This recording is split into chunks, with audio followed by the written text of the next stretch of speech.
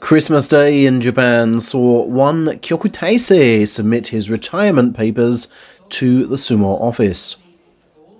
Those papers have now been accepted and stamped. He will not compete in January or in any other meet from now on. It's already 3 years, would you believe, since he gave up salaried status, and it's already over 2 years since he tried to get it back from a standing start in Division 6. Those kinds of nice round deadlines must have been on his mind, given he's now 35. A losing score in September this year meant he could no longer meet those deadlines, and he missed his final September bout before sitting out all of November. His original stablemaster, the one to whom he was closest, passed away in October too. It felt the page had turned for him in so many sumo ways. Like colleague Kyokushuho, who lost salaried status on the same day and quit this time 3 years ago, Kyokutaisei qualifies for elder stock, but, like poor Onosho last week, sadly hasn't secured any and now leaves the professional fold.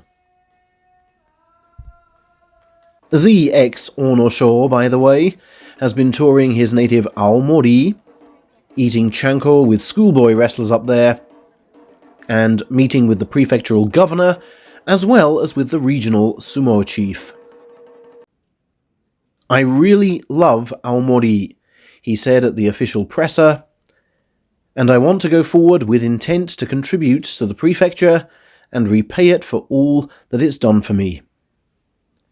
He directly told the regional governor, "I may be fighting on a different dohyo right now, but I still want to be of help to the region.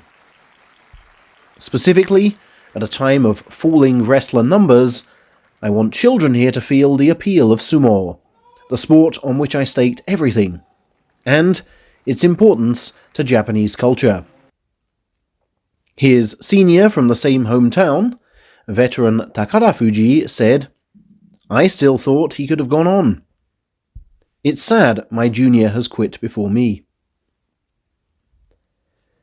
At the same meeting of the Wrestlers' Committee, which convenes the day after the chart comes out, Yokozuna Terunofuji expanded on recent comments. "I'm going way better than prior to November," he told Hochi Sports. "I'm still doing all I can, and just want to up the pace slightly before January starts. And there's plenty of time for that." He certainly hasn't been training at the pace of the 3 Ozeki.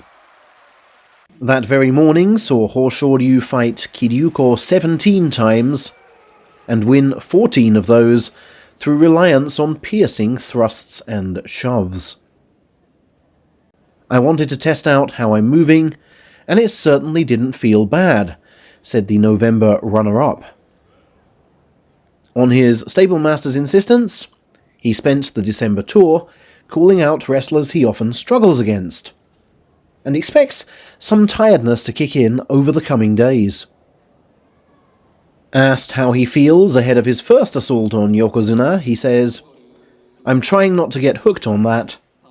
I do think it's incredible that my uncle made the rank, but rather than seek to be like him, I want to carve out my own identity." By this point surrounded by journalists, he was ribbed by adjacent Terunofuji, who said, "Ooh, press conference for the Yokozuna challenger, huh?" And asked for his thoughts on a joint promotion with Kotozakura, Hoshoryu replied, "Sounds great." Sakura himself has been focusing on core exercises this week, having fought quite a few practice bouts on the tour. He told the press, "I'm isolating things to work on each day. There's a clear goal to aim for now, and I've got to demand the necessary improvements in order to reach it. I can never think I've done enough. I'm delighted simply to be able to challenge for sumo's highest honor. I know how tough it is to get there. My body knows that toughness especially well.